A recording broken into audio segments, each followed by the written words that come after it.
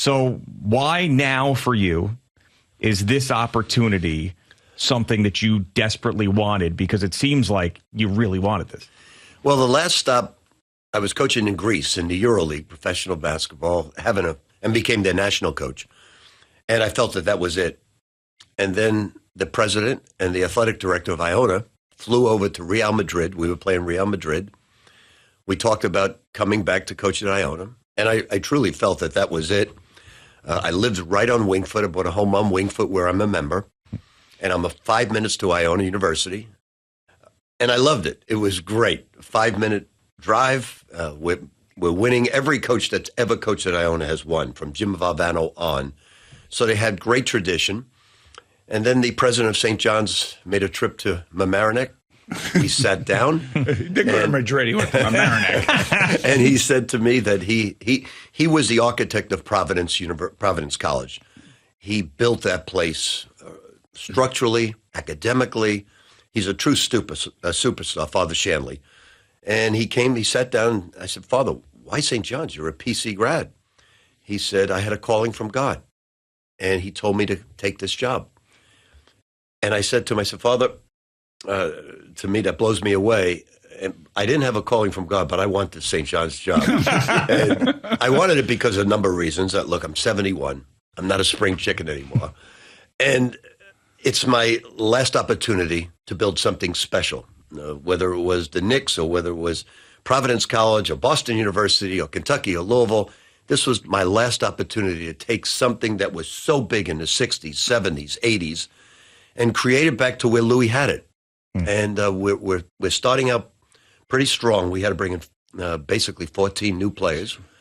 And now we've got to hit the recruiting trails, but the game has changed. We are now coaching professional athletes who are on one-year contracts, basically. They're free agents. And the best player to get is the one that transfers in and now has used his transfer status. Okay. He can't transfer out. So we took a young man from Kansas, Zuby, who's a sophomore. We took a young man from the University of Massachusetts, R.J. Louise, who's a sophomore, and they can't transfer out.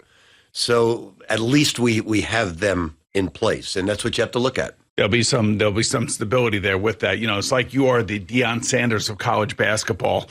Deion basically walked into his team and said, look, guys, if you don't do it my way, you're out of here. And I would suggest you all go to the transfer portal. Did you do that with your guys? No, I felt, and I'll say this, it wasn't all the players, but a good number of them treated the ex-coach with disrespect.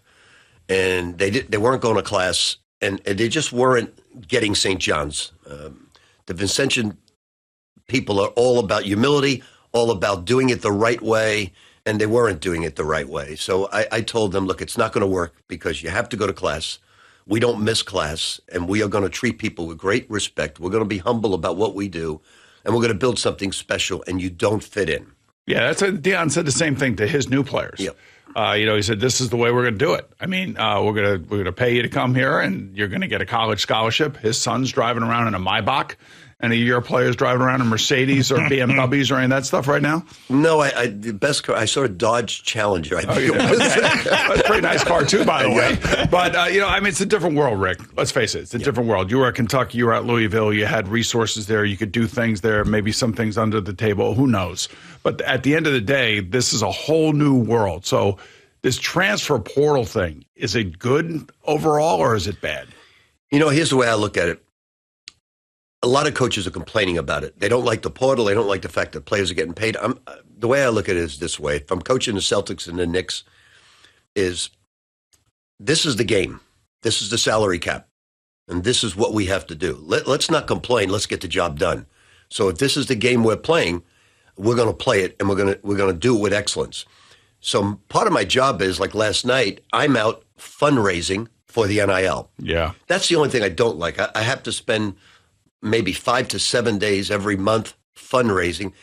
The thing I question the most is, how do we sustain it? Because if I come to you guys and say, could you make a donation to a collective for the NIL? It's not a tax deduction. It's not like making a check to St. John's and getting a tax deduction. You're giving your money, and that's it. You don't get any deductions. So how do we sustain it over a period of time? That's the only question I have. I don't know if all the schools can sustain this.